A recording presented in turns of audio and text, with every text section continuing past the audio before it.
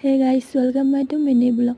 আমি এতিয়া ফুৰিবলৈ গৈ আছোঁ আৰু দেখিবলৈ ইমান ধুনীয়া নহয় গণেশটো, আৰু সেউজীয়া পথাৰখন ইমানেই ধুনীয়া লাগিছে নহয়, ভিডিঅ' নকৰাকৈ থাকিবই নোৱাৰিলোঁ।